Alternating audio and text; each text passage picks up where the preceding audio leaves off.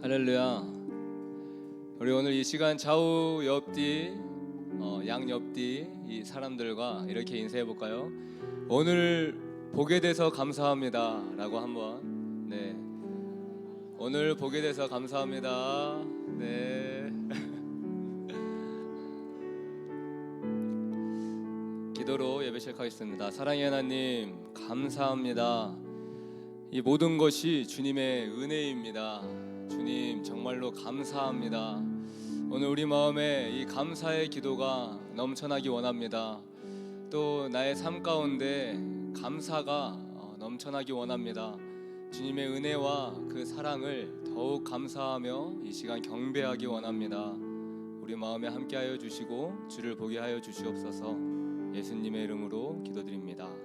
아멘.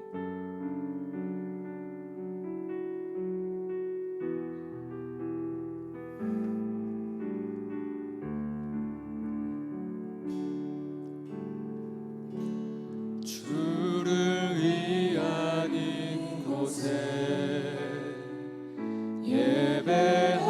예배하는 자들 중에 그가 찾는 이 없어 주님께서 슬퍼하시네.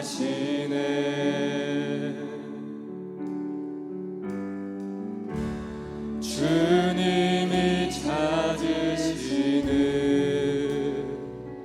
그 한 사람 그의 배자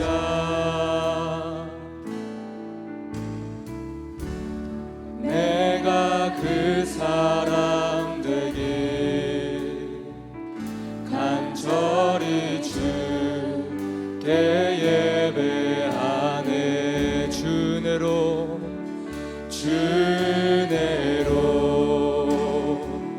이곳에 서 있네. 주임체에 엎드려 절하네. 그 어느 것도 난 필요 없네. 주님만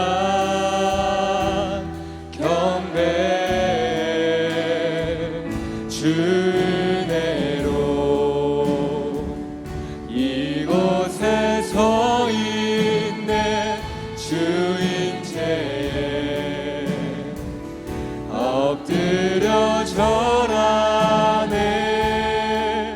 그 어느 것도 난 필요 없네. 주님만 경배해. 주를 위한 이곳에 주를 위한 이곳에 예배하는 자들 중에 그가 찾는 이 없어 주님께서 슬퍼하시네. 주님이 찾으시는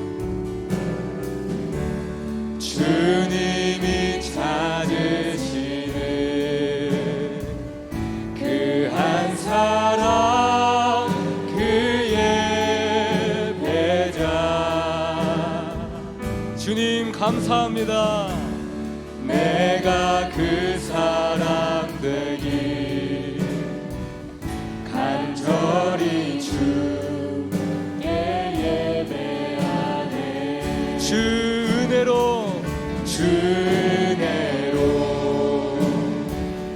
이곳에 서 있네. 주임체에 엎드려 절하네. 그 어느 것도 난 필요 없네. 주님만 경배해. 주내로 서 있네 주 임재에 엎드려 절하네 그 어느 것도 난 필요 없네 주님만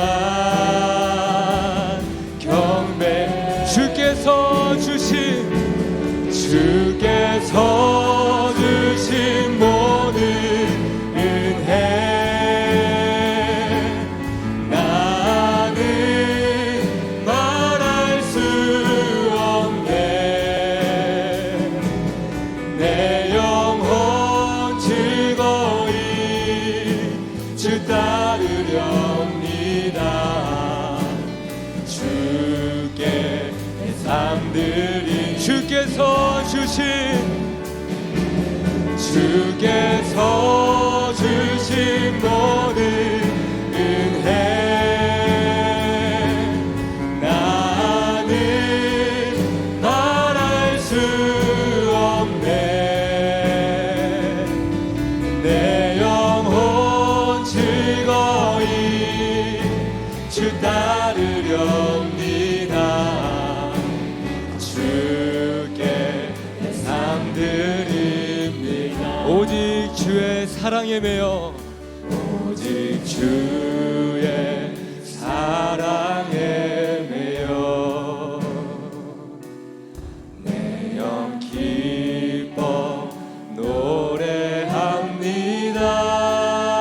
노래합니다 이 소망의 언덕 기쁨의 땅에서 주께 사랑 드립니다 오직 주의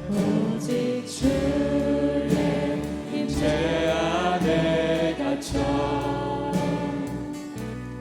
내 영 기뻐 찬양합니다 이 소명의 언덕 거룩한 땅에서 주께 경배드립니다 주께서 주신 모든 은혜 나는 말할 수 없네 내 영혼 즐거이 주 따르렵니다 주께 내 삶들 우리의 목소리로 고백합시다 주께서 주신 모든 은혜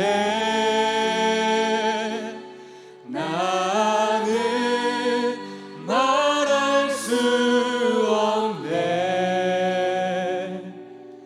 내 영혼 즐거이 주 따르렵니다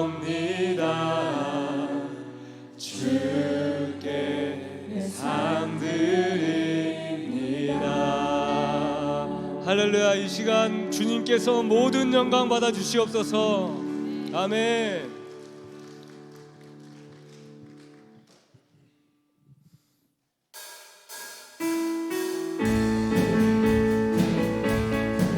이 시간 이곳에 주님의 은혜와 그 사랑이 가득 넘쳐나길 원합니다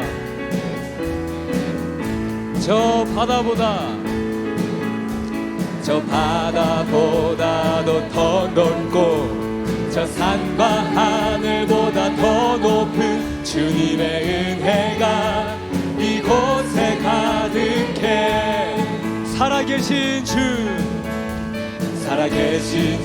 나의 하나님 언제나 넘치는 주의 사랑으로 내 안에 가득히 넘쳐 흐르네 내게 강 같은 평화 내게 강 같은 평화 내게 강 같은 평화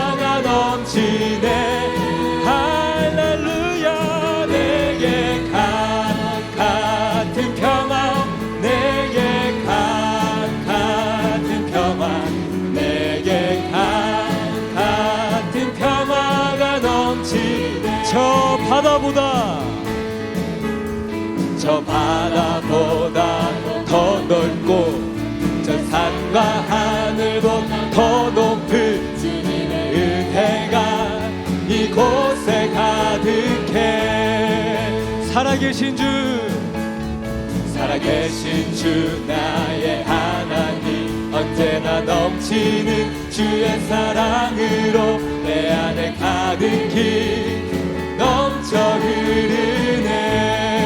내게 바다 같은 바다 같은 사랑 내게 바다 같은 사랑 내게 바다 같은 사랑이 넘치네.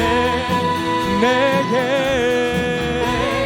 바다 같은 사랑 내게 바다 같은 사랑 내게 바다 같은 사랑이 넘치네. 내게 샘솟는 기쁨 내게 샘솟는 기쁨 내게 샘솟는 기쁨 내게 샘솟는 기쁨이 넘치네.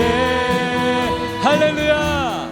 내게 샘솟는 기쁨 내게 샘솟는 기쁨 내게 샘솟는 기쁨이 넘치네. 저 바다보다도 더 넓고 저 산과 하늘 주님의 은혜가 이곳에 가득 넘칠지어다. 살아계신 주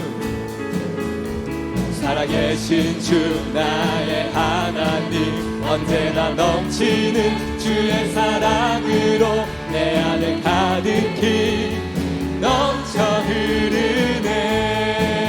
내게 믿음 소망 내게 믿음 소망 사랑 내게 믿음 소망 사랑 내게 믿음 소망 사랑이 넘치네.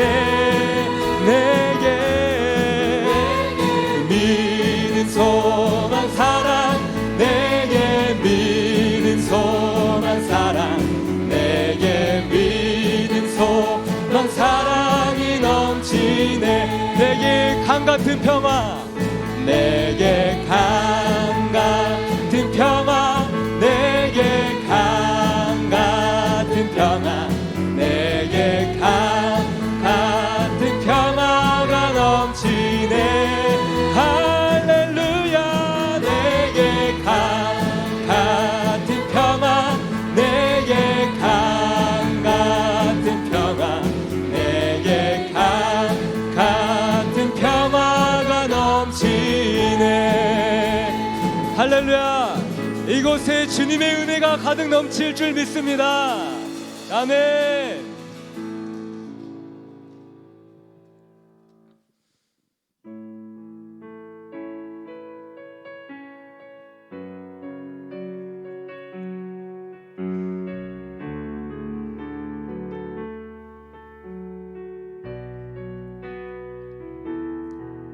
우리 보좌 앞에 모였네.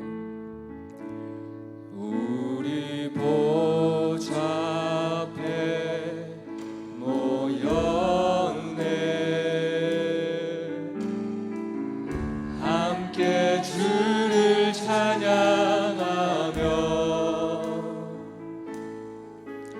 하나님의 사랑 그 아들 주셨네.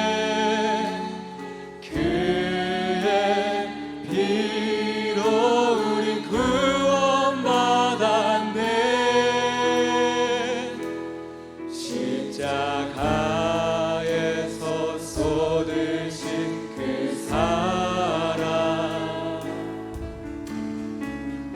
강같이 온 땅에 흘러 각 나라와 족속 백성 망원에서 구원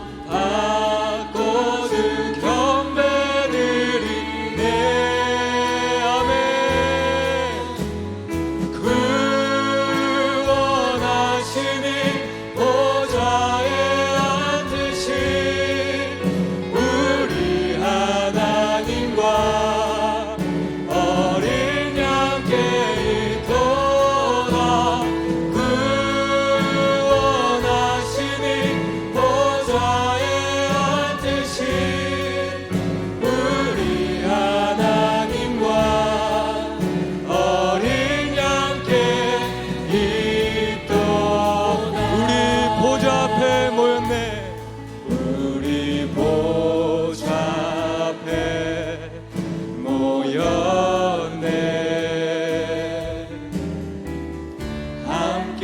주를 찬양하며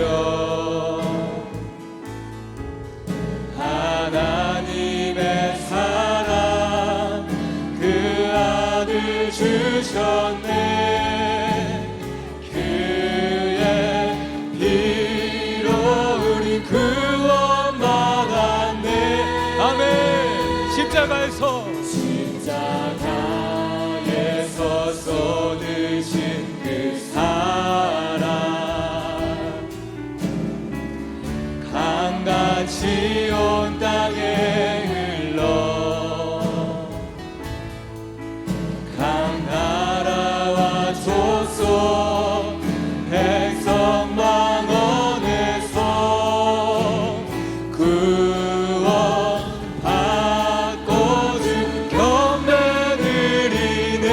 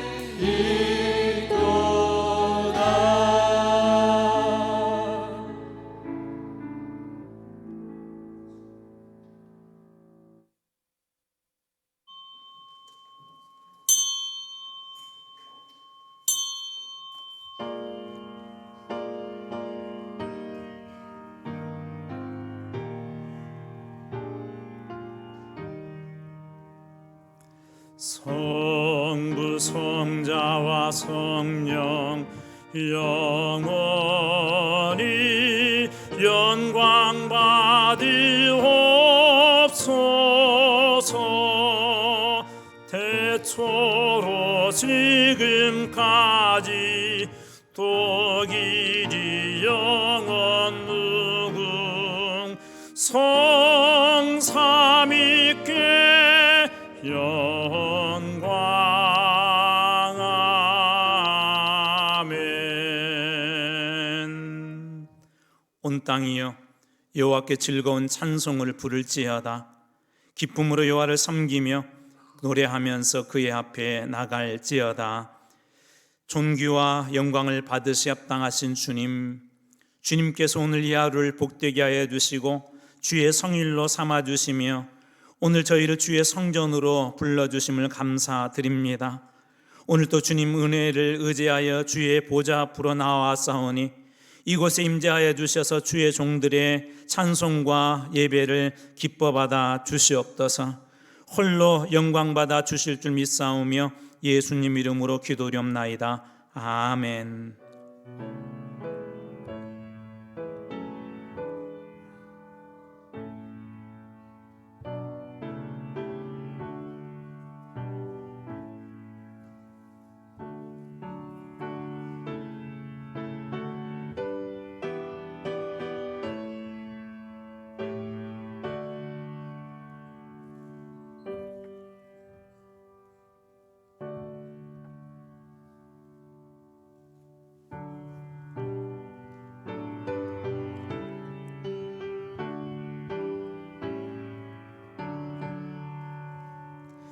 오 하나님 우리의 창조주시니 내 주님께 귀한 것 드립니다. 내 주께만 엎드려 경배드리며 내 주의 이름 높이 찬양하네.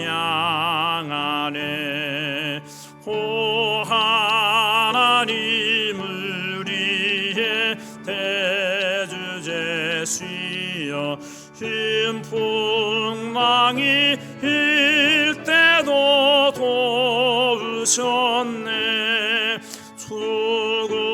죽음에서 우리를 구하셨으니 내 주의 이름 높이 찬양하네. 주 하나님 우리를 함께 높이며 대주제께 영광을 돌리오리. 그 능력이 우리를 지켜주시니 주 하나님을 높이 찬양하네.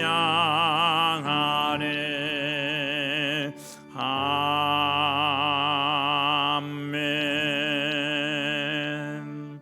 이제 사도신경으로 우리의 신앙을 고백하도록 하겠습니다. 나는 전능하신 아버지 하나님 천지의 창조주를 믿습니다. 나는 그의 유일하신 아들 우리 주 예수 그리스도를 믿습니다. 그는 성령으로 잉태되어 동정녀 마리아에게서 나시고 본디오 빌라도에게 고난을 받아 십자가에 못 박혀 죽으시고 장사된 지 사흘 만에 죽은 자 가운데서 다시 살아나셨으며 하늘에 오르시어 전능하신 아버지 하나님 우편에 앉아 계시다가 거기로부터 살아있는 자와 죽은 자를 심판하러 오십니다. 나는 성령을 믿으며 거룩한 공교회와 성도의 교제와 죄를 용서받는 것과 몸의 부활과 영생을 믿습니다. 아멘. 교독문 47번 시편 105편의 말씀을 교독하겠습니다. 교독문은 찬송가 뒷편에 있습니다. 47번입니다. 시편 105편의 말씀입니다.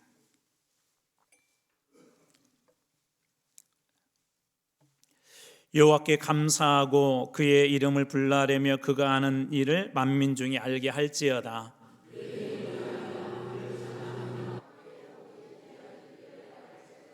그의 거룩한 이름을 자랑하라. 여호와를 구하는 자들은 마음이 즐거울지로다.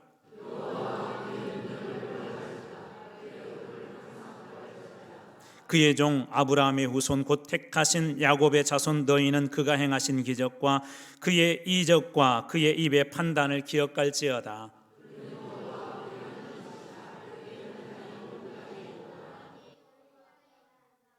그는 그의 언약 곧 천대에 걸쳐 명령하신 말씀을 영원히 기억하셨으니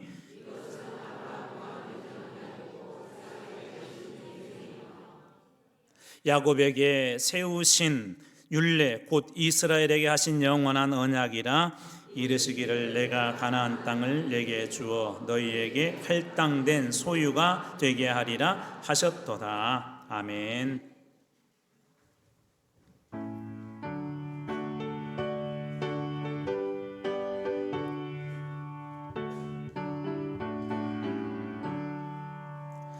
내 주 하나님 높고 큰 은혜는 저 큰 바다보다 깊다.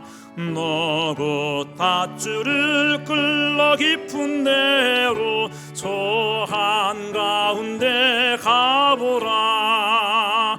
언덕을 떠나서 상파에 뱉띄워 내 주 예수 은혜의 바다로 내 맘껏 저가라. 왜 너 인생은 언제나 거기서 저 큰 바다 물결 보고 흠인 모르는 깊은 바다 속을 한 번 헤아려 한 보나 언덕을 떠나서 상파 예배 띄워 내 주 예수 은혜의 바다로 내 맘 뻗쳐가라. 많은 사람이 얕은 물가에서 저 큰 바다 가려다가 살싹거리는 작은 파도 보고 마음 약하여 못 가네. 언덕을 떠나서 상파 예배 띄워 내 주 예수 은혜의 바다로 내 맘 뻗쳐가라.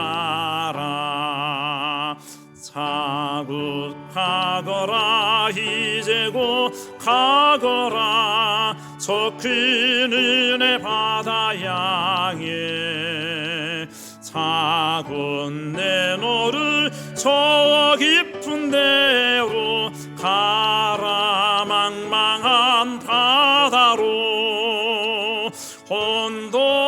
언덕을 떠나서 상파 예배 띄워 내 주 예수 은혜의 바다로 내 맘껏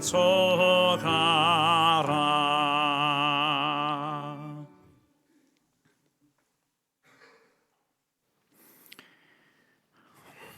기도드리겠습니다. 하나님 아버지, 4월 한 달도 인도하여 주시고 마지막 주일을 맞아 저희를 불러주신 주님, 영과 진리로 예배하오니 우리의 예배를 기뻐 받으시고 성령의 단비를 부어주셔서 성령으로 가득 채워주시옵소서. 자비의 하나님, 지난 한 주도 목사님을 통하여 선포된 사마리아 성의 시몬의 신앙에 비추어 우리의 믿음을 돌아보게 하셨는데도 우리는 아직도 믿음에서는 어린아이의 걸음과 같고 세상 일에는 닳아진 시몬처럼 살았습니다. 하나님, 저희로 시몬이 가졌던 처음 믿음만이 장성하게 하시고 시몬의 마지막은 갖지 않게 하시옵소서.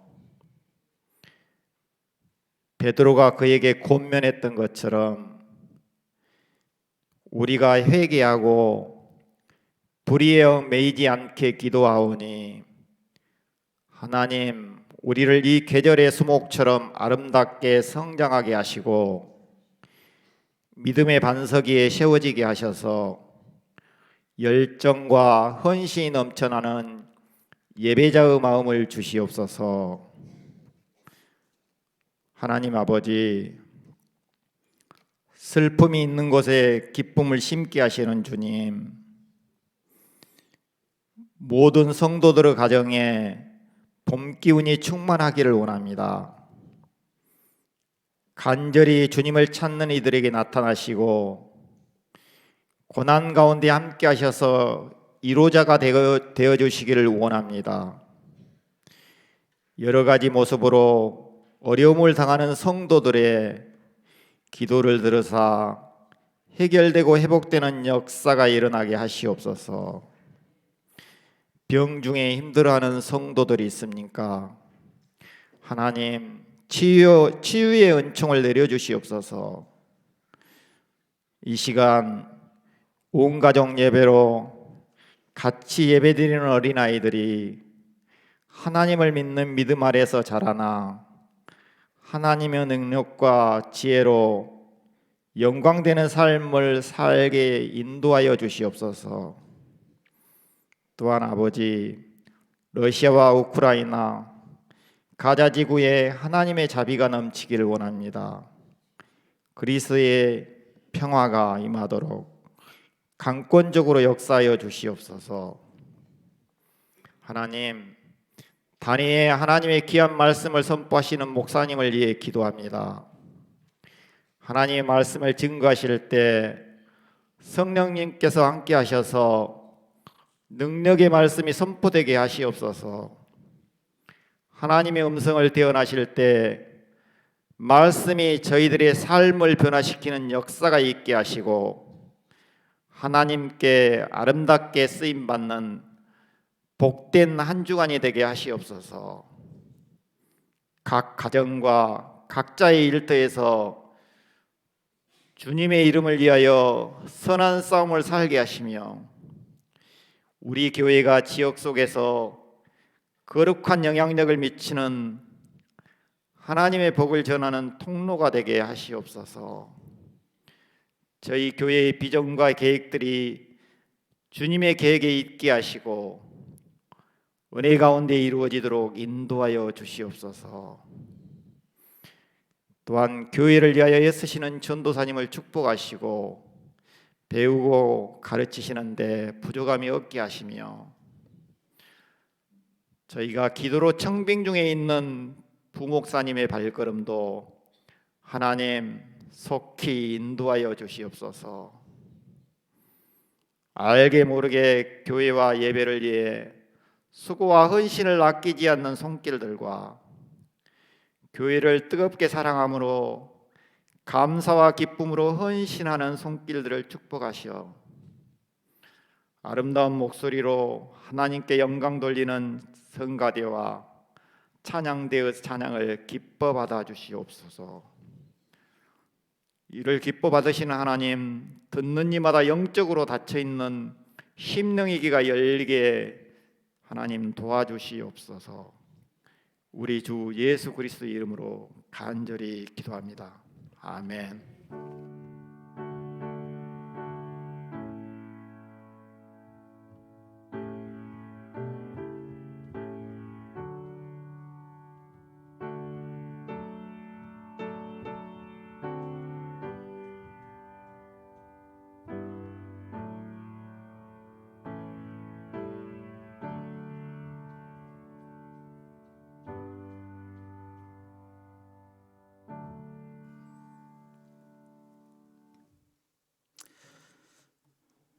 교회 앞에 광고 전해드리도록 하겠습니다. 우리 새로 나오신 분들 또 우리 교회를 방문하신 분들 환영합니다. 오늘 먼저 등록하신 분 우리 환영하고 우리 소식을 이어가도록 하겠습니다. 황지순 성도님 우리 대주에 거주하고 계시는데 한번 일어나 주시면 감사하겠습니다. 네, 감사합니다. 잘 오셨습니다. 네, 감사합니다. 감사합니다. 네, 우리 김월분 집사님께서 인도하셨습니다. 감사합니다. 우리 다음 주는 5월 5일 어린이날이기도 하고 또 우리 어린이 주일로 또 그 주간에 어버이 주일도 이렇게 좀 겹쳐 있지만 어린이 주일로 지키려고 합니다. 그래서 말씀을 다음 주간에는 우리 누가복음 2장 41절에서 52절 말씀 나누도록 하겠습니다. 이번 주 구역신방은 우리 3구역이 5월 2일 목요일, 4구역이 5월 3일 금요일 예정되어 있습니다. 오늘은 온가족 예배로 드리고 있는데 우리 예배 중에 냉수 한 그릇 봉헌이 있습니다. 다음 주는 어린이 주일로 그리고 또 5월 5일이 정확하게 저희 교회 창립일인데요.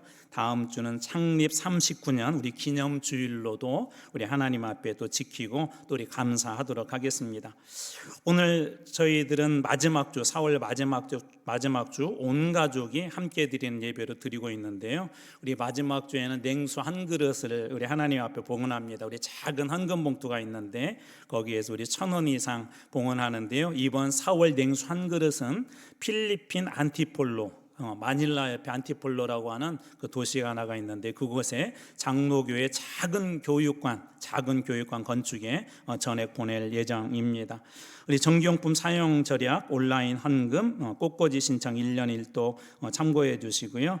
오늘 꽃꽂이는 우리 김종천 장로님 생일 감사로 드리셨고요. 우리 지난주에 빠져서 늦었지만 올렸습니다. 우리 김남섭 집사님 우리 가정이 결혼 기념일로 지난주에는 봉헌했었습니다. 광고에는 나와 있지는 않은데요. 우리 김경남 집사님께서 저희와 신앙생활을 잘하고 계시다가 이제 내일 서울 올라가십니다. 혹시 나오셨나요? 혹시? 네. 네네네. 우리 한번 축복하도록 하겠습니다. 감사합니다. 우리 서울에 올라가셔서도 또 귀하게 신앙생활 또 잘하시고 교회에 또 복이 되었으면 좋겠습니다. 우리 함께 기도해 주십시오. 기도의 내용들 여러분 한번 꼭 읽어주시고 한 주간 우리 기도에 동역해 주시면 감사하겠습니다. 이제 오늘 이 시간 우리 찬송가 459장 부르시면서 준비한 예물 하나님께 봉헌하도록 하겠습니다.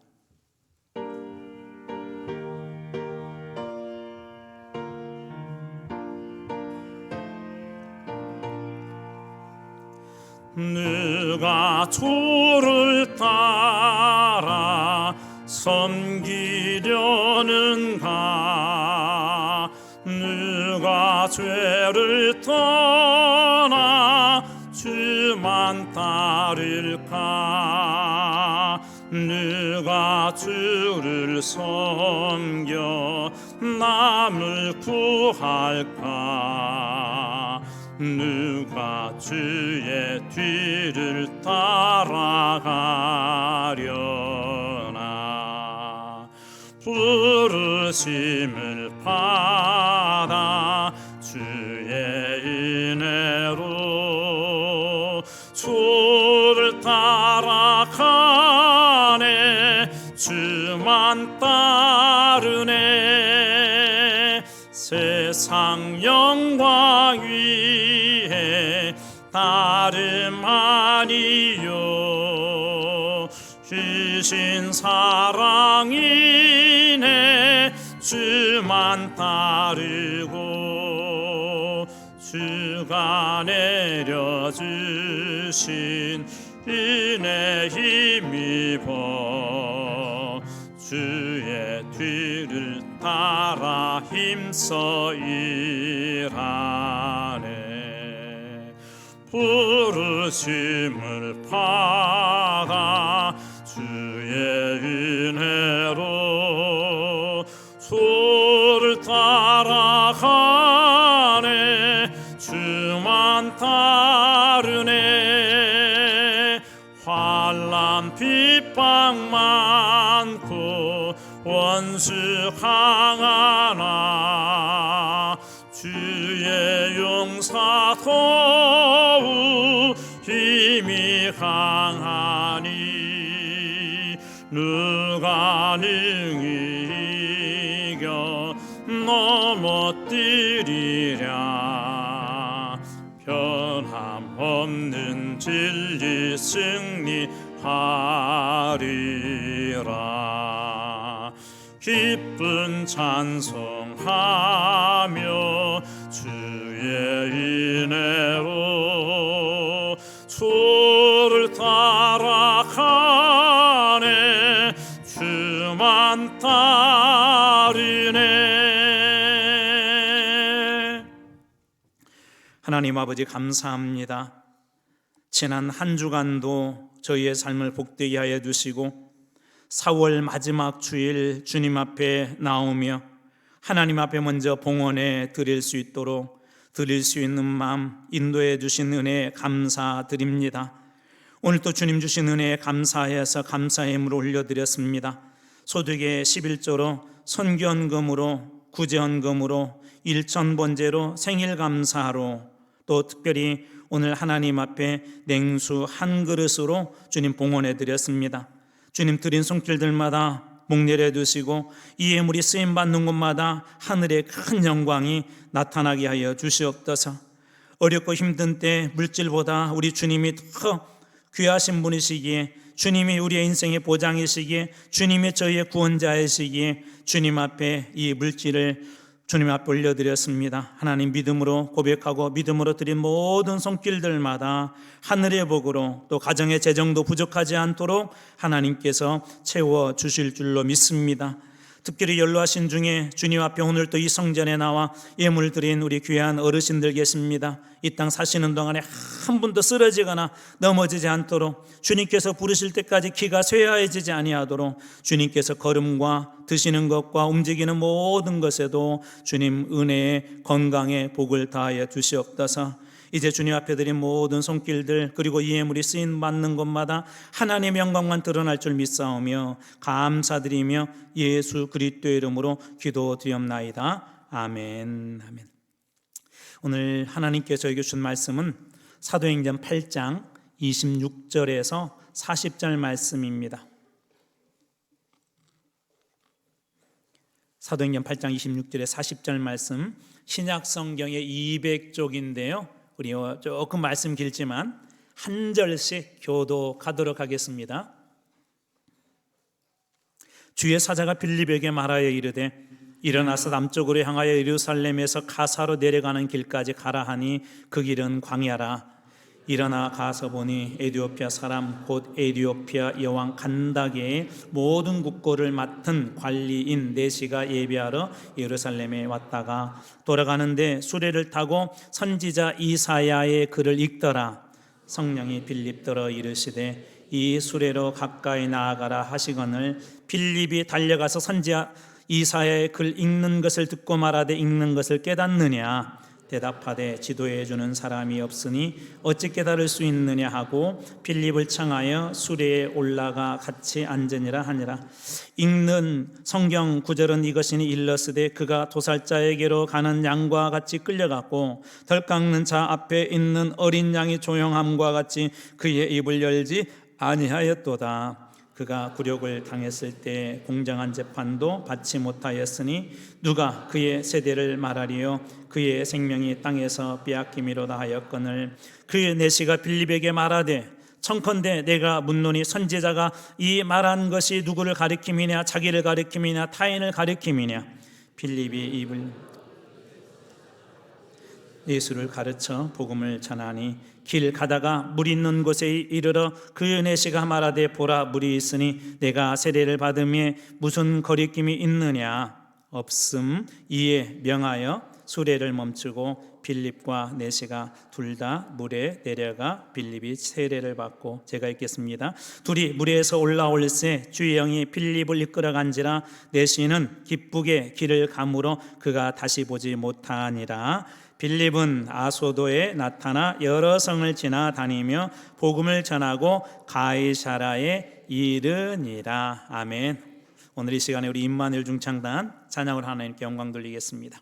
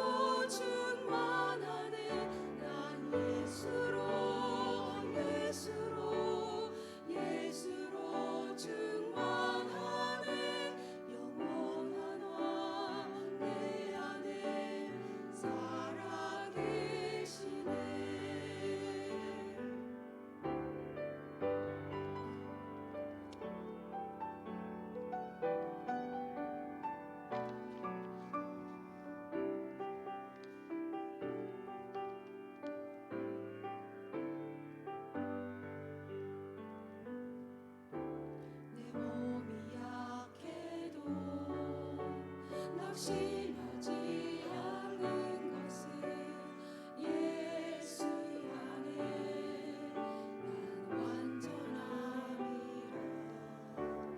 화려한 세상 부럽지 않는 것은 난 예수로 충만함이라. 난 예수로 충만하네. 세상 모든 것들도 부럽지 않네. 난 예수로 충만하네. 영원한 왕 내 안에 살아계시네. 난 예수로 충만하네. 세상 모든 풍파도 두렵지 않네. 난 예수로 충만하네. 영원한 왕 내 안에 살아계시네. 영원한 왕 내 안에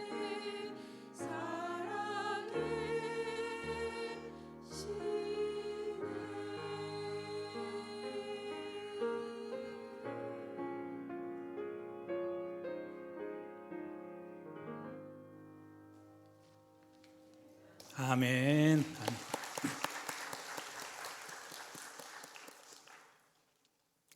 가끔 그런 생각이 들어요.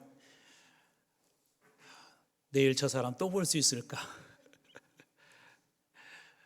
중환자실에 있는 분들이 그런 생각을 가끔 한대요. 내일 또 만날 수 있을까? 그렇다면 오늘 이렇게 다시 얼굴을 만난 것만 해도 너무 감사한 것 같아요. 오늘 이렇게 한번 인사할게요. 또 뵙게 되어 감사합니다. 네. 이렇게 또 인사할게요. 다음 주에도 또 봬요. 네, 아멘, 아멘. 좋은 사람은 자주 봐도 좋습니다. 여러분 모두가 다 그런 분들 다 되시길 주님으로 축원합니다. 자, 오늘은 미셔널 처치 14번째 시간인데요. 한 영혼을 향한 하나님의 열심, 한 영혼을 향한 하나님의 열심이라는 제목으로 하나님 말씀 나누도록 하겠습니다. 과학자 아리키메데스가 왕의 명령을 받았대요. 왕이 어느 날 갑자기 궁금해졌어요. 자기가 쓰고 있는 이 왕관이 제대로 만들었을까? 진짜 금으로만 만들었을까? 아니면 거기에다 은을 넣어가지고, 이게 뭐 알 수가 없잖아요. 그래서 이제 아리키메데스한테 야, 이게 진짜 순금으로만 된 건지 아니면 다른 걸 넣었는지 한번 알아봐라.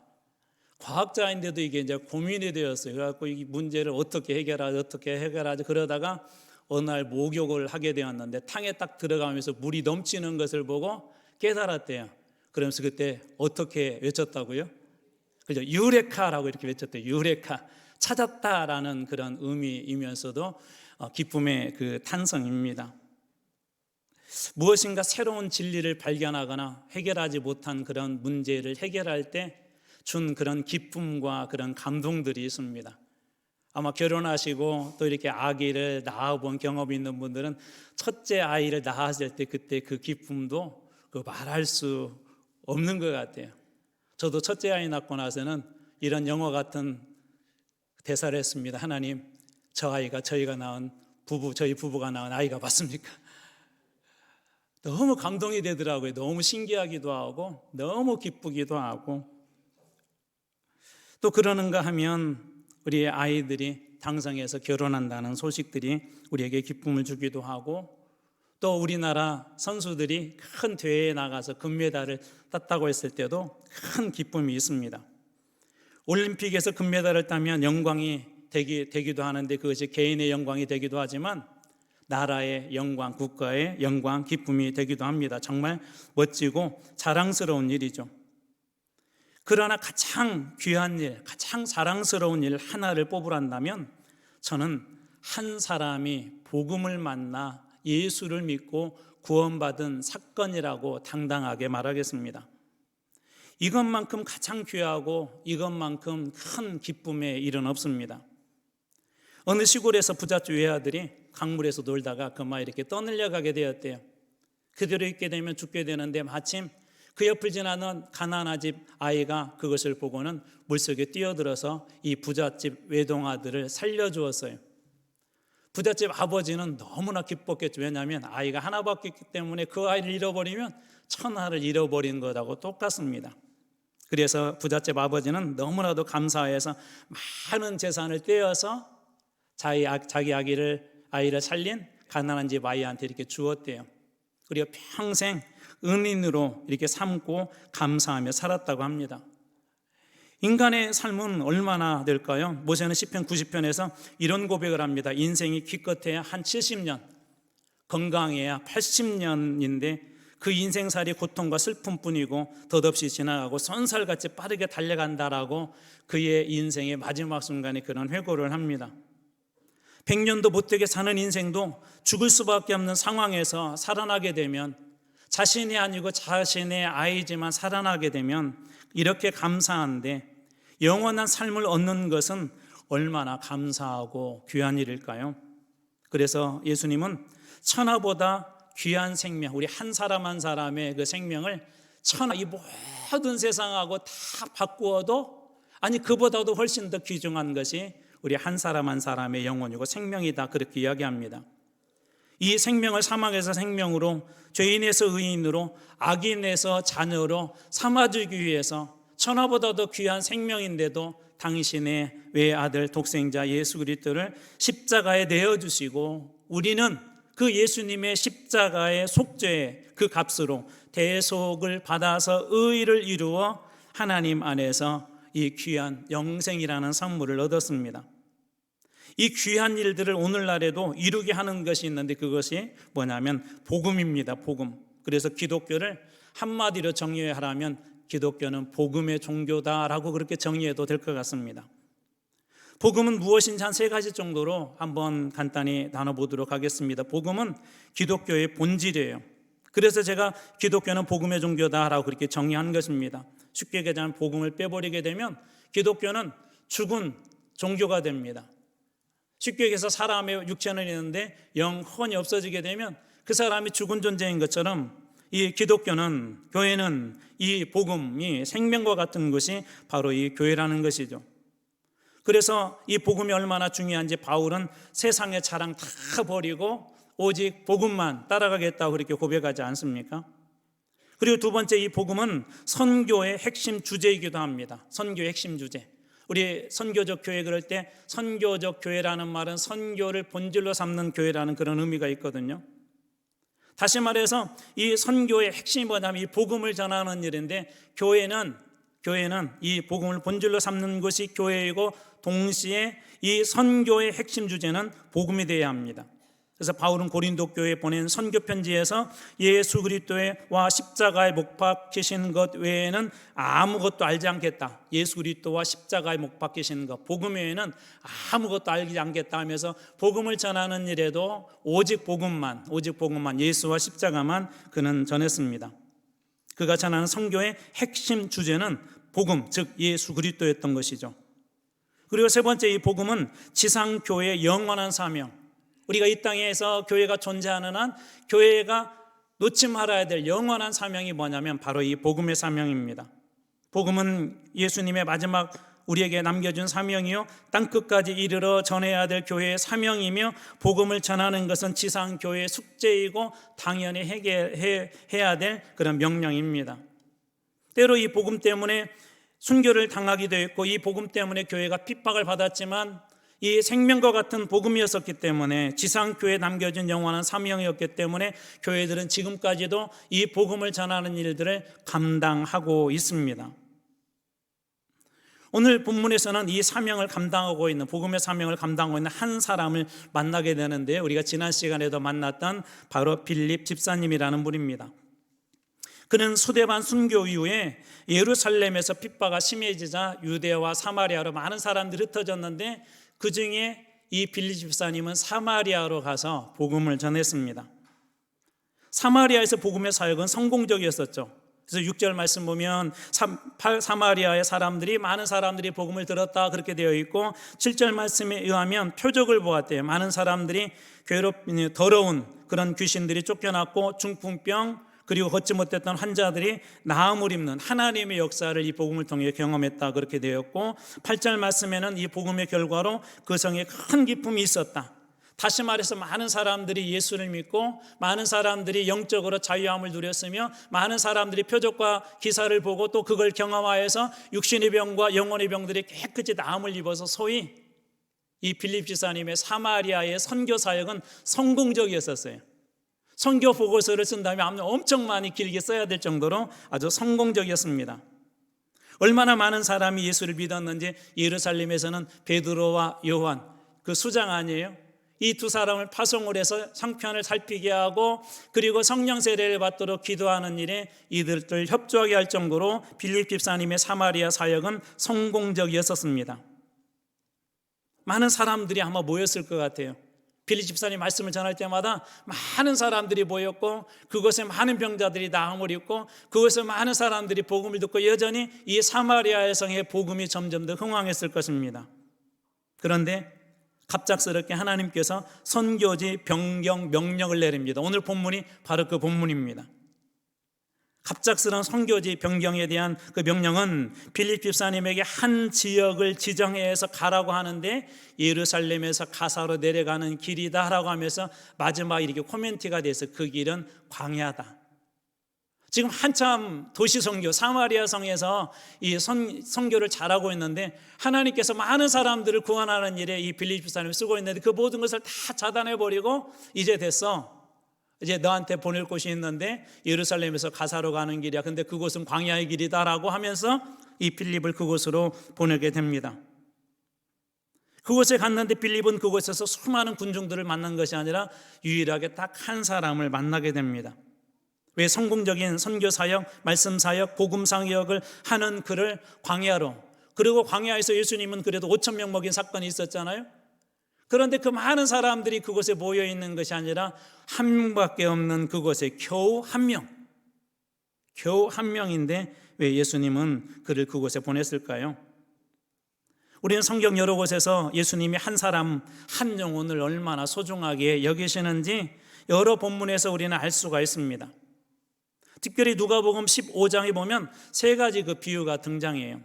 첫 번째로는 잃은 양 한 마리, 양이 100마리가 있는데 그 중에 한 마리를 잃어버리고 99마리는 지금 수중에 잘 이렇게 있어요. 그런데 그 잃은 양 한 마리를 찾고 찾는 그 목자의 심정을 이야기하면서 하나님의 마음, 예수님의 마음도 그와 동일하다 그렇게 이야기합니다. 그리고 10드라크마를 가지고 있었던 사람이 1드라크마를 잃어버렸는데 그것을 찾고 찾는 그 심령, 그리고 15장 11절에서 32절까지는 우리가 잘 아는 돌아온 탕자, 잃어버린 아들에 대한 이야기, 그가 아버지를 배역하여서 아버지의 받을 유산을 아직 살아계시는데 다 받아서 밖에 나가서 다 탕진하고 온갖 나쁜 짓 하고 돌아온 그 아들을 기쁨으로 맞아주었던 이 아버지의 이야기, 한 사람 찾은 아버지의 이야기, 이 누가복음 15장에는 얼마나 예수님께서 한 영혼을 그렇게 귀하게 여기시는지를 잘 보여주고 있습니다. 오늘 본문의 말씀은 이러한 관점에서 볼 때 이방인이었었고, 그리고 그는 오늘 말씀은 넷이라고 하는데요, 이 사람들은 구약의 율법에 의하면 좀 부정한 사람들이에요. 그런데도 그 사람에게 이 예수님은 광야에 있는 그에게로 이 빌립 집사님을 파송합니다. 하나님께서 복음을 전하게 하고 이 한 사람 구원하기 위해서 그곳에 보낼 때 그의 심정은 어떠했을까 한번 생각을 해보았어요. 여러분 같으면 어떨 것 같아요? 여러분 자녀가 목회자인데 선교사인데 막 선교를 잘하고 있었어요. 근데 하나님이 갑자기 야 여기 끝, 자 저 아프리카로 가는데 그것도 오지 중에 오지야. 그곳에 가면 한 사람밖에 없어. 한 가정도 아니고. 그럼에도 불구하고 왜 하나님께서 이 많은 사람들 중에 빌립 집사님을 택해서 이 한 사람의 영혼을 구원하는 그 일들을 위해서 그를 보내셨을까? 한 세 가지 정도 이유를 우리는 본문에서 찾아볼 수가 있습니다. 첫 번째로 빌립 집사님은 말씀에 귀를 기울이고 늘 순종하는 사람이었습니다. 오늘 본문의 한 두 곳 정도에서 주의 사자를 통해서 성령을 통해서 말씀해 주시는데 8장 26절에 보면 주의 사자가 빌립 집사님에게 말했다. 주의 사자가 빌립에게 말하였다라고 말씀이 시작합니다. 그러면서 일어나서 지금 즉시 일어나서 남쪽으로 향하여 예루살렘에서 가사로 내려가는 길까지 가라 하니 그 길은 광야 길이라고 하면서 그에게 소위 선교 명령, 새로운 선교지에 대한 부르심이 있었습니다. 그러다 27절에 오면 그는 어떻게 합니까? 일어나 가서 보니, 여기서 일어나라는 표현으로 바로 쓰여 있지만 그의 표현은 즉각적이고 바로 어떤 것도 고민하지 아니하고 이 도시 목회에서 이제 저 광야 목회로 부르심 받은 그 자리에 즉시 순종하는 모습을 보게 됩니다. 그리고 가서 보았는데 에디오피아 사람 곧 에디오피아 여왕 간다게의 모든 국권을 맡은 관리인 네시가 예배하러 예루살렘에 왔다가 그곳에서 한 사람을 만나게 됩니다. 29절 말씀도 비슷한 구조로 되어 있는데요. 29절에 보면 성령이 빌립더러, 방금 읽었던 26절은 주의 천사가 빌립에게 말씀했다면 29절은 성령이 빌립더러 이르시되 이 수레로 가까이 나아가라. 에디오피아 넷이 그 에디오피아 여왕 간다게의 국고를 맡은 그런 관리인 넷시가 있는 그 수레로 가까이 가라고 하자 30절 어떻게 합니까? 빌립이 이번엔 일어나서가 아니라 달려갔다라고 그렇게 이야기합니다. 달려갔다. 그는 그곳에서 선지자 이사야의 길을 읽는 것을 듣고 말하는 그가 듣고 그에게 묻습니다. 읽는 것을 깨닫습니까? 라고 그렇게 묻습니다. 오늘 이 말씀에서 우리가 생각해 봐야 될, 적용해 봐야 될 몇 가지 질문들이 있는데 특별히 여러분들은 하나님의 말씀을 날마다 듣고 있습니까? 빌립 집사님이 늘 잘했던 것 중에 하나는 뭐냐면 성령님을 통하여서 주의 천사를 통하여서 하나님 말씀에 늘 그는 귀를 기울였다는 것입니다. 여러분들에게 말씀 듣는 시간이 있습니까? 현대인들이 너무 바쁘다고 그래요. 너무너무 바쁜데 이게 바빠가지고는 뭐 집안에서도 막 힘들다, 또 어떤 남편들은 오늘 같은 날은 쉬어야 된다 그러잖아요. 그럴 정도로 현대인들은 정말 바쁘게 살아갑니다. 그럼에도 불구하고 그리스도인들은 하나님의 말씀을 듣는 조용한 시간들, 조용한 공간들이 늘 필요합니다. 그래야 하나님의 뜻을 알 수 있기 때문에 그렇습니다. 그때 하나님 말씀이 우리의 삶을 움직이게 하기 때문에 그렇습니다. 말씀이 없이 움직이는 삶은 자기 자아와 자기 결정으로 움직일 수밖에 없습니다. 빌립 집사님뿐만 아니라 오늘 이 땅을 살아가는 그리스도인들은 항상 하나님께서 우리에게 무엇을 말씀하신지 들을 수 있는 공간과 시간이 필요하다는 것이죠. 이 생명의 말씀이 우리들 가운데 들려올 때 우리의 인생이 움직이게 되는 거예요. 진짜 제대로 바르게 바른 방향을 향하여서. 베드로와 제자들이 잘 아시는 것처럼 바다 위에서 풍랑을 만나 큰 어려움을 당하고 있을 때 멀리서 유령 같은 존재가 오고 있었어요. 그때 예수님이라는 존재를 알게 돼요. 그럴 때 베드로가 묻게도 정말 예수님 맞으세요? 우리 맞다. 그때 이런 질문을 하죠. 예수님이라면 정말 예수님이란 저를 병해서 무리를 걷게 해 주십시오. 예수님 말씀이 들려와요. 오라 라고 들려옵니다. 그러자 그는 무리를 걷는 놀라운 일들을 행하게 됩니다. 어떻게 이런 일들이 가능했을까요? 그것이 하나님 말씀이고 예수님 말씀이기 때문에 가능한 것입니다. 풍랑이는 바다를 바라보는 건 누구나 다 두려워요. 그것도 아직 예수님이 정확하게 확신이 없다면 절대 그 음성에 순종할 수도 없죠. 그런데 베드로는 오라는 그 예수님의 말씀에 순종해서 풍랑이는 바다 위를, 그것도 안전할 것 같은, 풍랑이는 바다 위보다는 더 안전한, 풍랑이지만 뱃속이 조금 더 안전할 텐데 그 모든 것들을 버리고 풍랑이는 바닷속으로 그는 뛰어듭니다. 빌립 집사님도 마찬가지예요. 세상적으로 볼 때는 그렇게 얘기할 거야. 야, 그게 좋은 교회 놔두고 왜 그런 곳으로 가냐. 지금 도시목회 성공하고 있고 아직도 이 사마리아 성에 얼마나 많은 사람들이 예수 믿을 사람들이 많은데 이곳에서 전도하면 그곳에 가면 한 명이지만 이곳에서 전도하면 아직도 많은 사람들 구원할 수 있어라고 많은 사람들이 그렇게 이야기할 수도 있었을 것 같아요. 왜 그런 광야로 가냐? 그런데 빌립 집사님은 그렇지 않아서 하나님의 말씀이 그에게 들려오면 그는 그 말씀에 순종하는 사람이었습니다. 여러분들은 어떻습니까? 오늘 여러분들에게 말씀해 주신 하나님의 음성이 있습니까? 주님께서 여러분들에게 날마다 말씀하시냐는 것입니다. 하나님의 말씀을 들어야 우리는 순종할 수 있고, 순종할 때 하나님의 말씀의 역사가 우리 삶 속에 드러납니다. 두 번째로 빌립지사님은 항상 성령의 인도함을 받은 분이셨어요. 성령은 말씀을 가지고 우리에게 찾아오세요. 성령님은 다양한 행태로 감정을 통해서도 오시지만 가장 확실하게 오시는 방법은 말씀이에요. 어떤 상황 앞에 섰는데 하나 성령님을 통해서 말씀해 주신다면 그것은 하나님으로부터 오는 것이다 라고 보시면 돼요. 예를 들면 계시록 2장에 보면 2장 3장에 이런 말씀이 막 계속 반복되어지는데, 귀 있는 자는 성령이 교회들에게 하시는 말씀을 들을지어다. 성령은 말씀하신대요. 그래서 성령님은 말씀을 통해서 말씀하세요. 오늘 우리가 보았던 말씀이 29절입니다. 성령이 빌립더러 이르시되 이 수레로 가까이 나아가라 하시거늘 성령이 빌립에게 말씀하셨다라고 이렇게 말씀이 되어 있습니다. 성령과 선교는 밀접한 관계가 있는데요, 선교는 교회에 맡겨진 가장 큰 사명이라고 그랬죠. 그래서 우리가 선교적 교회라고 할 때 교회의 본질이 선교다라는 말씀도 드렸습니다. 이 사명, 교회에 맡겨주신 복음의 사역을 잘 감당할 수 있도록 돕도록, 때로는 동력이 되도록, 때로는 힘이 되도록 우리에게 보내주신 분이 바로 이 성령님입니다. 선교적 교회는 선교가 본질인 것이 교회라면, 그렇다면 선교적 교회 역시 성령 없이 바르게 사역할 수 없습니다. 그래서 우리 복음에 대해서 증가하는 일에 말씀이 늘 이런 식으로 이어져요. 우리가 잘 아는 사도행전 1장 8절은 오직 성령이 너희에게 임하시면 땅끝까지 내 증인이 될 것이다. 사도행전 4장 31절 우리가 다 성령 충만했을 때 담대히 하나님의 말씀을 전했다. 누가복음 4장 18절 주의 성령이 내게 임할 때 이는 가난한 자들에게 복음을 전할 수 있게 되었다. 그래서 성령은 복음과 증인과 선교에 아주 중요한 그런 동력이고, 이 일들을 감당하게 할 수 있는 분이 바로 성령님입니다. 이게 교회 안에 성령의 역사 없이 선교의 일을 한다, 이 전도를 한다는 것은 사실 거의 불가능한 일이에요. 왜 그러냐면 성령님은 선교의 주체이기도 합니다. 예를 들면 사도행전 16장 6절에 보면 성령이 아시아에게 말씀을 전하지 못하게 하심으로 때로는 하나님께서 이 모든 것들을 막아버려요. 근데 이 일을 성령님께서 주체적으로, 우리가 선교의 주체라고 그렇게 종종 착각을 해요. 내가 전도의 주 아니에요. 하나님께서 선교의 주체입니다. 성령님께서 이 모든 것들을 주관하신 거예요. 그래서 초대교회 사도들은 그 음성을 따라갔던 것입니다. 영혼을 구원하는 일에 역시 성령님의 도우심이 반드시 필요한데요, 요한복음 16장 13절입니다. 그러나 진리의 성령이 오시면, 진리의 성령이 오실 때만이 그가 너희를 모든 진리 가운데로 인도하실 것이다.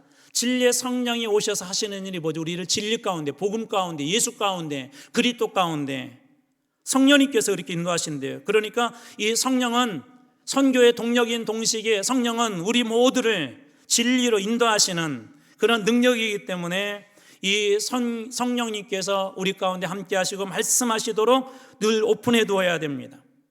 그래서 선교적 교회는 성령의 철저한 그런 인도함을 받죠. 우리는 어떻게 이 성령의 인도함을 받을 수 있을까요? 우리 자신이 어떤 성령의 사람인지를 늘 한번 점검해 보셔야 돼요.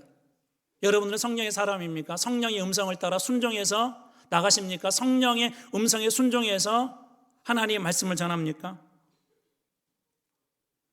이것이 얼마나 중요한지 예수님은 승천하시면서 그래서 예루살렘 떠나지 말고 기다려라. 성령 기다려라. 성령 받고 그리고 나서 이제 복음을 전하게 하지 않습니까? 성령의 사람만이 철저하게 순종할 수 있기 때문에 그렇습니다. 성공의 사제이면서도 복음 전도자로서 그리고 전도자로서 그리고 실질적인 감리교의 창시자인 존 웨슬리는요, 1729년에 홀리클럽이라고 아주 거룩한 믿는 사람들의 그런 모임이 있었어요. 이 사람들은 사도신경을 비롯한 신조들을 믿었고 흠없는 삶을 살기 위해서 정말 노력을 했었습니다. 그들은 매우 종교적이었는데 그때 당시에 매주 성찬식을 했대요. 수요일 금요일은 금식 기도를 하였었고, 기도 시간을 일정하게 정해놔서 기도 시간을 준수해서 기도했고, 주일뿐만 아니라 토요일 날도 안식일로 지켰대요. 토요일도 지키고 주일도 지키고. 그런데 훗날 그때 당시의 상황을 존 웨슬리는 이렇게 이야기합니다. 그때 나는 진정한 그리스도인이 아니었다. 홀리클럽 가입 후에 한 10년 정도 되었을 때 1738년 5월 24일 한 집회에 참석해서 그때 일을 일기로 썼는데요, 제가 한번 읽어드리겠습니다. 나는 이상하게 가슴이 따뜻해지는 것을 느꼈다. 내가 그리스도 구원할 수 있는 유일한 분인 그리스도를 신뢰하고 있구나 하는 느낌이 들었다. 그리고 그분이 나의 죄를 심지어 나 자신을 송두리째 가져가시고 나를 죄와 사망의 법에서 구원해 주셨다는 확신이 찾아왔다. 홀리클럽에도 가입하고 열심히 주일 성수도 하고 열심히 금식도 하고 했지만 진정으로 그에게 믿음은 없었어요. 그런데 그가 어느 날 그로부터 한 10년 정도 지났을 때 성령의 임재를 경험한 것입니다. 그리고 나서 그때 경험한 거 뭐냐면 하나님께서 진짜 이제 나의 죄를 사해 주셨구나 라는 것을 그는 깨닫습니다. 죄와 사망의 법에서 완전히 구원했다는 확신이 들었고 그때로부터 그는 이 복음의 사역, 선교의 사역을 정말 힘있게 감당하게 됩니다. 그렇기 때문에 오늘 선교와 우리 복음의 교회의 본질인 교회들은, 성도들은 이 성령의 인도하심, 성령의 충만함들, 성령의 임재를 반드시 경험하고 또 그렇게 누려야 합니다. 그래야 믿음도 선교도 잘 감당할 수 있습니다. 빌립 집사님이 잘했던 게 그거예요. 성령으로부터 오는 그런 음성, 순종할 수 있던 이유도 바로 그런 이유입니다. 그리고 세 번째로 빌립 집사님은 말씀이 준비되어 있었습니다. 오늘 4시가 에디오피아로 돌아가고 있었다고 말씀을 그렇게 기록하고, 그리고 그가 읽었던 성경은 이사야 53장의 말씀이었는데 메시아에 대한 예언, 순환과 고난에 관한 내용이었습니다. 그런데 8장 31절 말씀에 의하면 그는 깨닫지 못했대요. 왜 깨닫지 못했냐면 대답하되 지도해 주는 사람이 없으니 어찌 깨달을 수 있느냐 하고 빌립을 청하여 수레에 올라앉게 하였다. 이 4시의 고백에 의하면 왜 깨닫지 못한 것이죠? 지도해 주는 사람이 없었다. 그러자 그는 빌립을 보고 나서 어떻게 합니까? 청하여서 수레에 올라앉게 하였고 이렇게 하는 거예요. 말씀을 가르쳐 주세요. 도대체 이 말씀의 뜻이 무엇입니까? 라고 묻습니다. 오늘 교회 안에도 우리 성도들 가운데도 목사님 말씀을 좀 가르쳐 주세요라고 하는 요청들이 많아야 합니다. 복음은 말씀인데 말씀을 알지 못하는데 우리가 어떻게 복음을 전하고 선교를 합니까? 예수님은 말씀인데 말씀을 알지 못하는데 우리가 그 예수님을 어떻게 풍족하게 알고 그 예수님을 전할 수 있겠습니까? 그래서 성도들이 요청하셔야 돼요. 교회에서 이런 훈련하겠다고 하면 모여 들으셔야 돼요. 특별히 오랜 기간 동안 예수 믿는 분들 조심해야 될 것 중에 하나는 뭐냐면 나 예수 잘 믿는다, 나 성경 잘 안다, 그것이 믿음인 줄 아세요. 마치 종교개혁 시대 그 이전에 교회가 면죄부를 준 것처럼 우리 자신에게 스스로 그런 면죄부를 줍니다. 내가 예수를 잘 믿는 줄 알아요.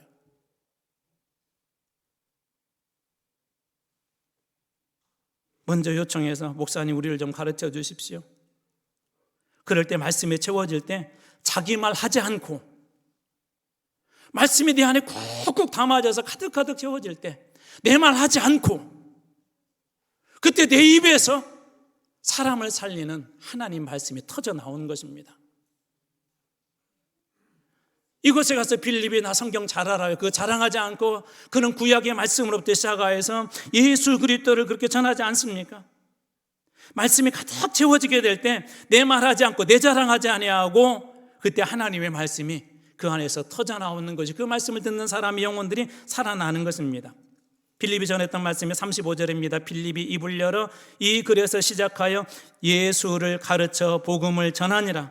우리 해석은 그렇게 됐지만 예수를 가르쳐 복음을 전한다는 말은 이런 거예요. 예수가 복음이다. 직역을 하게 되면 예수가 복음이다.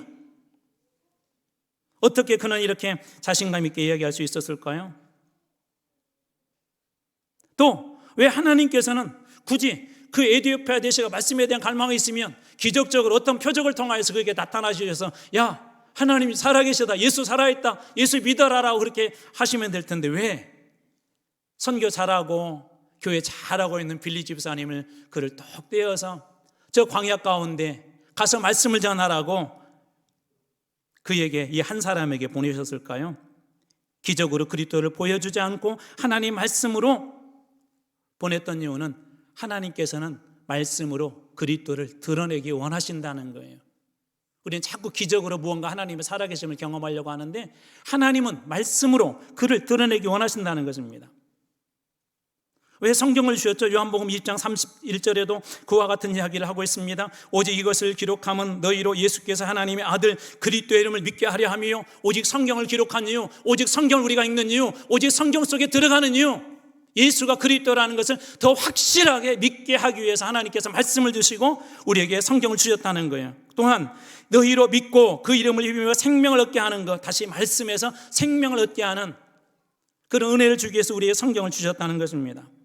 그렇기 때문에 교회는 말씀을 갈망하는 성도들과 성경을 바르게 해석해주는 영적 지도자들이 필요합니다. 말씀을 듣고자 하는 갈망, 배우고자 하는 갈망과 더불어서 그 말씀을 바르게 가르치려고 하는 그런 목회자들이 필요하다는 거예요.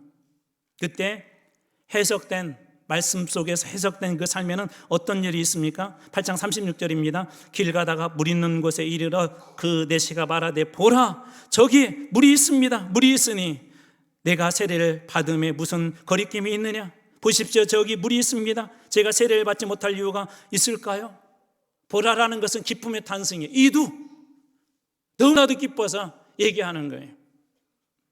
말씀이 우리 삶 속에 들어와서 우리 말씀이 우리의 삶 속에 들어오게 되면 우리 영혼의 문제들이 해석이 되어지게 돼요. 인생의 문제들이 해석이 되어지게 돼요. 세례를 받는다는 것은 평생 예수를 위해서 헌신하겠다는, 평생 예수를 위해서 살겠다는 것, 평생 예수를 위해서 죽어도 좋다는 것입니다. 말씀이 들어오자 해석이 되어지고 영혼의 문제가 그는 해결되어지자 그는 그렇게 하나님 앞에 헌신합니다. 하나님께서 얼마나 한 사람을 살리기 위해서 열심을 내셨는지 할 수 있는 말씀입니다. 한 사람을 통해서 한 영혼을 구원하는 일에, 그것도 이 선교에 탁월하게 지금 사역하라고 했던 빌립을 통하여서 하나님께서 그에게 복음을 전하지 않습니까? 또한 오늘 말씀해 주는 하나님의 또 다른 열심이 뭐냐면 이 모든 선교의 주도권이 하나님께 있다는 거예요. 하나님께서 주도권을 가지고 이 모든 선교를 하시죠. 그러면 어떻게 하면 돼요? 순종하는 겁니다.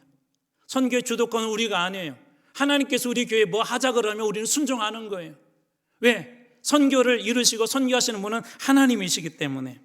오늘 39절도 그와 같은 일을 증언하고 있습니다. 둘이 물에서 올라올새 주의 영 성령이 빌립을 이끌어간지라 빌립을 또 다른 곳으로 이끌어 가셨대요. 우리 마지막 40절에 보면 아소도라는 곳으로, 그리고 나중에 가이사로를 갔다라고 그렇게 되어 있습니다. 이 모든 일들은 선교의 주도권이 하나님께 있음을 보여준 것이죠. 그리고 이 내시는 어떻습니까? 세례를 받게 되었었고 그 내시는 복을 만나게 되었는데, 이 말씀을 통해서 우리가 깨달을 수 있는 것이 무엇이죠? 주님의 복음은 차별하지 않는다는 거예요. 그는 이방인이었었고 한 사람이었었고 내시였기 때문에 고자였었고 그는 광야에 있었지만, 하나님은 광야 같은 그런 길을 가는 인생들에게도 하나님의 복음이 필요하고 그 영혼도 사랑한다는 것을 주님께서 보여주시는 것입니다. 그리고 또 하나, 복음은 회복을 줍니다. 저는 예수님을 여러분들이 만나고 복음을 깊이 만나서 여러분의 삶에도 회복이 일어나길 주님으로 축원합니다. 오늘 말씀의 39절입니다. 내시는 기쁘게 길을 갔다. 복음을 진짜 깨닫고 나서, 예수가 그리스도라는 사실을 깨닫고 나서 기쁘게 자기 인생의 길을 갔대요. 지난주에 봤던 8장 8절에는 그 성에, 복음을 만난 성은 큰 기쁨이 있다 그렇게 되어 있었고, 또 앞으로 볼 사도행전 13장 48절에는 이방인들이 복음을 듣고 기뻐하였다라고 그렇게 이야기합니다. 복음은 이처럼 회복과 큰 기쁨을 줍니다. 2세기 이레니우스라고 유세비우스라고 하는 분들이 계신데, 이분들이 쓴 기록에 의하면 이 에티오피아 이 내시는 자기 나라로 가서 복음을 전하는 전도자, 선교사가 되었대요. 광야에서 만났더니 한 사람이 자기 나라로 돌아가서 자기 나라를 구원하는 일, 복음을 전하는 일에 그가 힘쓰게 됩니다. 한 사람이 에티오피아를 바꾼 것이죠. 우리 찬송 중에 이런 찬송이 있어요. 하나님의 꿈이 나의 비전이 되고, 하나님의 선교의 꿈, 복음의 꿈, 이 꿈들이 우리 교회의 비전이 되길 주님의 이름으로 축원합니다. 이 시대의 전도는 분명 어려워요. 아니, 그렇게 이야기해요. 그런데 여러분, 변하지 않는 사실 한 가지가 있죠. 복음만이 그 영혼을 살릴 수 있다는 것입니다. 복음은 진리이기 때문에 복음을 전하는 그런 방법이 전도 아니에요. 영혼을 살리는 방법으로 우리에게 주신 것이 이 전도인데, 시대에 따라 되고 안 되고 그럴까요? 진리는 변함이 없습니다. 진리는 이 변함이 없는 게 진리입니다. 사도 바울의 시대의 복음이 한 사람을 살릴 수 있는 진리이고, 그것이 진정한 교회 사명이라면 오늘날에도 교회가 그것을 놓아서는 안 됩니다. 김윤중 목사님이 개척 초창기에 이 전도를 하면서 한 사람 한 사람을 위해서 그렇게 열심히 복음을 전했대요. 때로는 실망도 하고 좌절도 하고 사람들이 구타당하기도 하고 여러 가지 온갖 소리를 다 들었대요. 그런데 이 목사님에게 결코 포기할 수 없었던 자기 자신의 주었던 한 고백을 그는 한 책에서 이렇게 고백합니다. 제가 읽어드리겠습니다. 나는 전도를 하면서 단 한 번도 안 될 것이라고 생각한 적이 없었다. 반드시 이 전도는 저 사람에게 먹힌다고 믿었다. 복음은 능력인데 어찌 역사가 일어나지 않겠느냐고 생각했다. 그리고 실제로 내 전도는 내가 전한 복음은 사람들에게 먹혔다. 강팍했던 심령들이 무너졌다. 아무리 강한 척 해도 복음 앞에서는 어린아이처럼 울었다.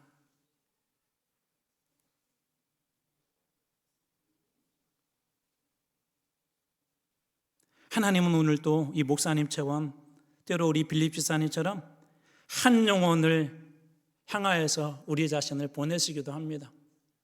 광야의 길일 수도 있어요.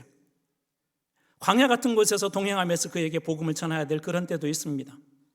그럼에도 불구하고 오늘 주님이 주신 은혜가 무엇입니까? 하나님의 열심은 한 영혼도 포기하지 않는다는 것입니다. 저는 오늘 우리 교회 안에도 그와 같은 것들이 회복되었으면 좋겠습니다.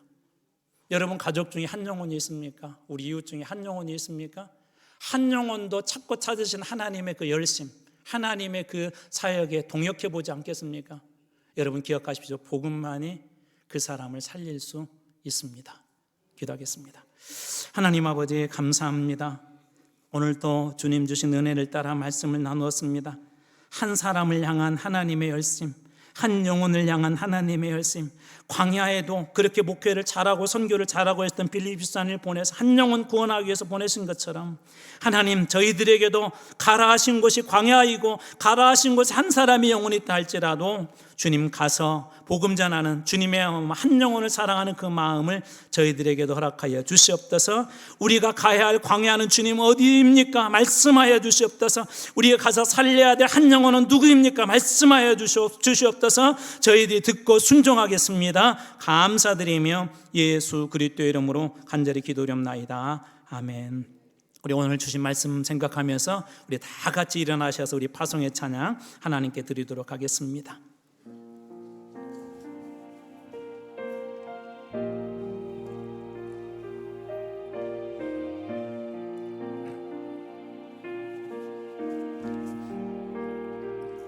우리 영혼에 주가 주신 거지지 않는 빛이 있네. 오직 주님께 물들일 때 그 빛을 밝혀 주시리라. 이제 일어나 소망이 없는 어두운 세상에 나아가라. 내 빛빛처럼 모두 알도록 빛을 들고 세상으로 빛을 들고 세상으로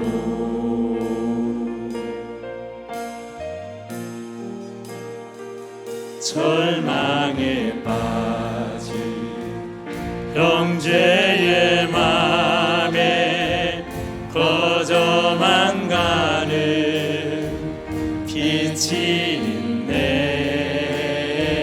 주님을 떠나 방황하는 참에도 그 빛의 생명 잃어가네. 이제 일어나 어둠 속에서 고통받는 자 일으키라. 내 빛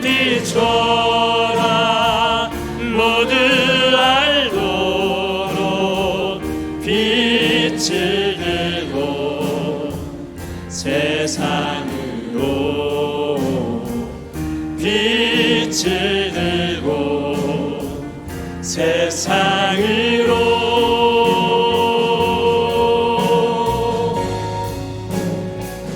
우리 맘속에 밝게 빛나는 주를 향한 사랑 빛이 있네. 휘빈 모아줄게 빌어드릴 때 응답하시리 신실하게. 이제 일어나 연약한 자들 그들의 아픔 감싸주라. 내 빛 비춰라 모두 알도록 빛을 들고 세상으로 이제 일어나 소망이 없는 어두운 세상에 나가라. 내 빛 비춰라 모두 알도록 빛을 들고 세상으로 빛을 들고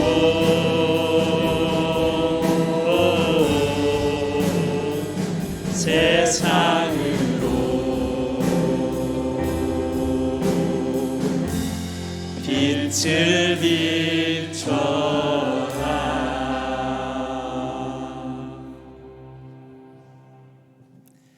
지금은 우리 주 예수 그리스도의 은혜와 아버지 하나님의 풍성하신 사랑과 성령님의 인도하심이 한 영혼 사랑하시는 예수님의 마음 담고 우리에게 가라 하신 광야로 향하는 우리 모든 성도들과 우리 가정과 우리 기업과 주님 사랑하시는 이 나라와 우리 선교주와 선교사님들 위해 지금부터 영원토록 함께 하시옵기를 간절히 축원하옵나이다.